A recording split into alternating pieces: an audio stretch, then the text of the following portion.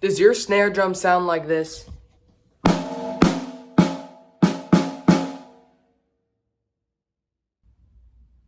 That right there was a violent sound of an untuned snare drum. It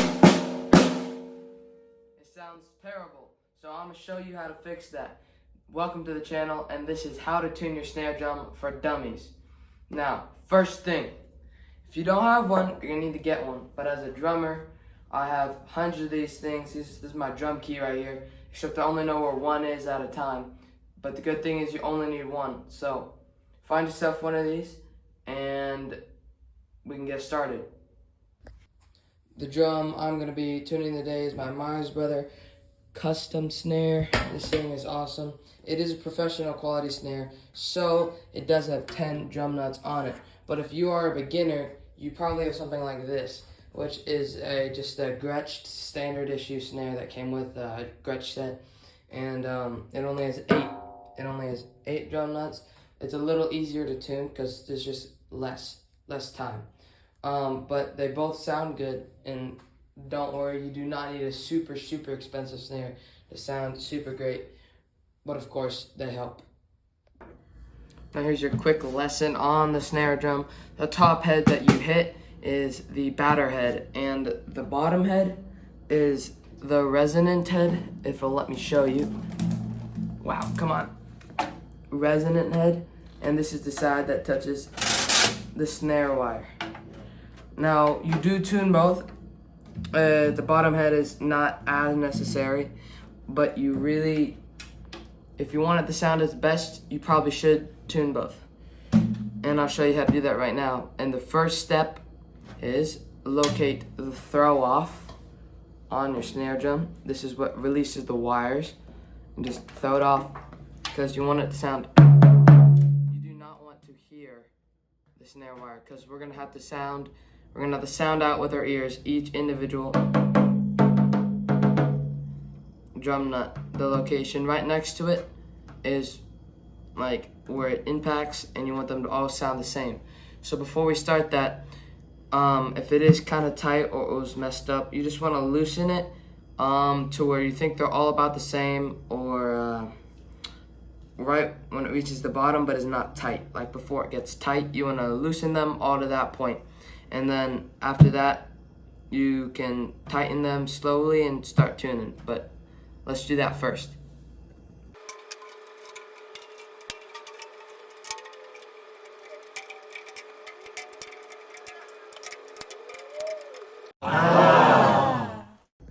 Now once you reach this point, and the goal here was to have all the drum nuts be at the same tightness. So barely, once it reaches that resistance when you're going in, just once it reaches it a little bit, stop and do that for all of them. So it should sound really low. Yeah, not great. It gets better once we tighten it. But when we do tighten it, we want to make sure that it stays equal on all of them. And that's very important because that's how you tune it.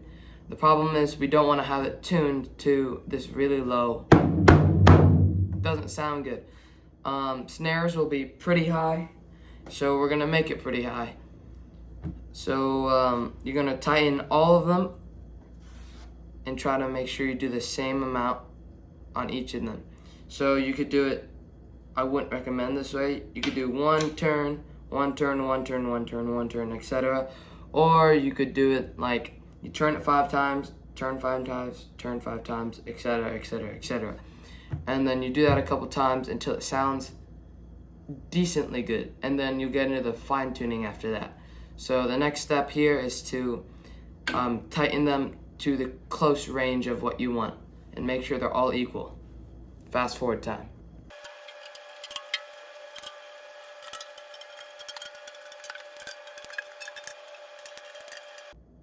I may have done it a little bit more than what would be normally done. That's pretty high right there, but you do want almost tabletop tension on the top. It's going to be pretty tight, and if you hear little cracks when you're doing it, it is most likely the little head part that sticks underneath this. It's not your snare cracking, but I would be careful. Don't do too much. You shouldn't have to be putting all your strength into the turn. But you do want to make sure that you do the same amount on all of them, and it should get pretty tight. And let's pray that you got a good head on here and it doesn't tear. That's important. You don't want it to tear because you need it. But it should sound a lot higher than it was. Now from this point, this is the fine tuning. You're gonna have your drumstick or your hand. Drumstick might be a little easier. The point right here, so you can see it better.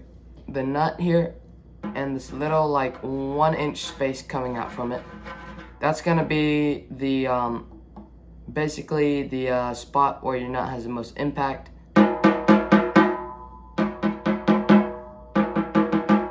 Same exact spot on all of them. It's right in front. And you want to make sure that they all sound the same when you hit it. So if you hit here, that was pretty good. You want them to sound exactly identical, like you're hitting the same spot multiple times. Except you're going in a circle. You want that. That's what you want. Now, you might not have to do much, because if you did it right, they're all going to be almost exactly equal on all of them, and that's what you want.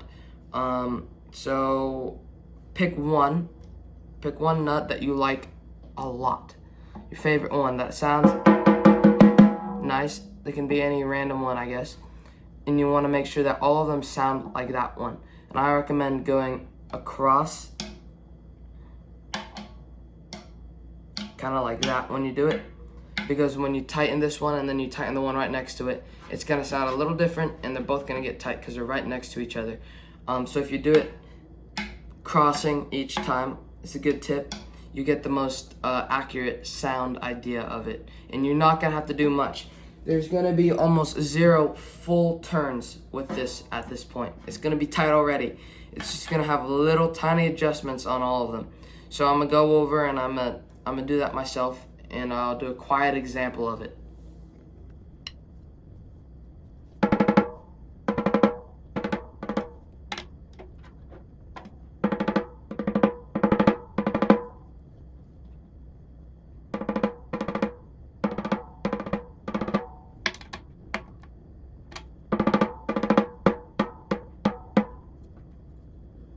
Etc. But yeah, that's basically the process. Just do it for all of them. So when you're done, you can flip back up on here. If it was off, you can turn it back on, and if you're pretty confident with it, just see how it sounds. This one is I'd say pretty good. There's maybe a couple little things I missed, but overall it sounds pretty good for the batter head right here.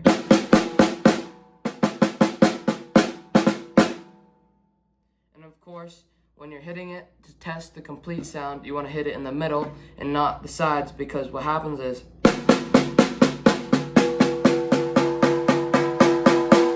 they can start ringing a lot. And now that might not happen on your snare. This snare, it does ring on the sides, and that is on purpose. For some songs, you're going to want kind of that ring on it. And if you do have an annoying amount of ring, you can always take something like your wallet, slip it on there, get it sounding pretty nice and even. But once you have this done, it's gonna be real tight and it's gonna be sounding real nice. And now the second part of the tuning is going and flipping this over, if it'll let me.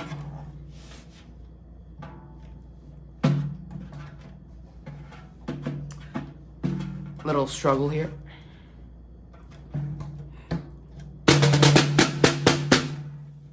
Now, snare heads, they are layered. The batter head is usually 2 to 3 ply. Ply is like the layers. But now this, your resonant head is going to be 1 ply. I hope. You're gonna want it to be 1 ply. And it is going to be super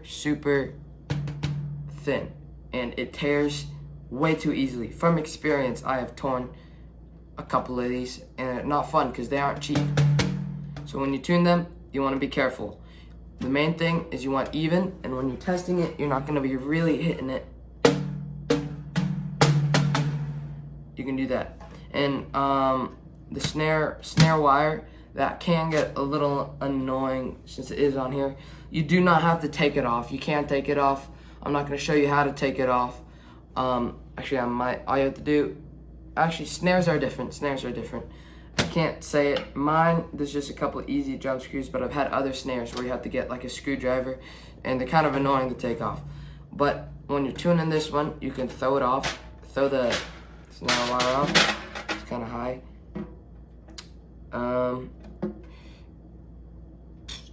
I guess it didn't go as high as I thought it would. But the idea is that you can put like something thin through here so that the snare wire is not intact. So I'm gonna go grab something. I got the perfect thing right here. This is just a little stick that I've used for 4 days. Right across. And now your snare wire is not touching. This allows you to go over and this one we don't have to loosen all the way. It should be already tight, or if you're putting on the head and it isn't, just follow the steps from the last one and get it pretty tight, and then do the same fine-tuning thing from here. Just be a lot more careful. Be super careful with this head, but basically just follow the same steps and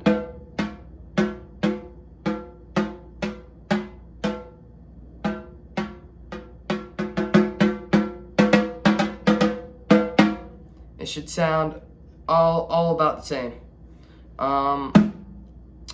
I have not tuned this one, but it stayed pretty nice since the last time, so I don't think I need to go over it again. But if you are adding the head on and you need to tune it, of course, just tune it following the same steps from the last one. Again, be careful. But yeah, that's about it for tuning the snare. Be careful not to hurt your snare. Flip it back over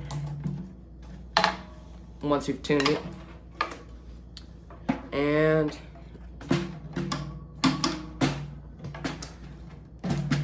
there you go. Here's your newly tuned snare.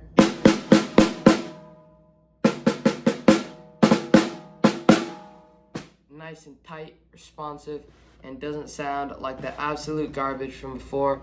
Thank you for watching. This is the end of the video. I hope I helped you. Feel free to go rewind back through the video and go over parts. I should have, when I'm editing, I'll go over and I'll have words going up the instructions, showing the instructions on screen. But yep, I hope your snare sounds better.